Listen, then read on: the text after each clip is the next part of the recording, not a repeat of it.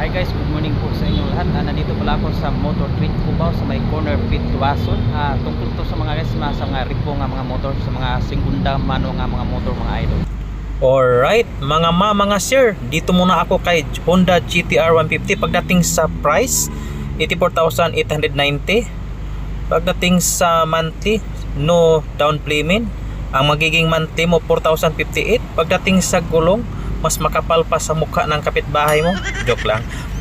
Pagdating sa radiator mga idol, okay pa naman, makinis pang makina. Pagdating sa side mirror mga idol, kapansin-pansin, aftermarket na. Pagdating sa upuan, mukhang tinabasan na. Pero napakadali lang yan mga idol, napakabilis lang palitan. Pagdating sa mga ilaw, pagdating sa flaring, wala akong nakikitang gas-gas pati sa lens. Or pagdating kay Honda Click version 2 125, may butas ng upuan. Ang presyo 53,988. Ang magiging monthly mo, no down payment, 2,580. Nagdidepende lang sa inyo mga idol. Ang ma-advise ko lang sa inyo mga parekoy, mga sir, mas maganda siguro kung pupunta kayo rito, magdala kayong pinakamagaling na manggagawa ng motor para ma-double check po ninyo na kung okay pa.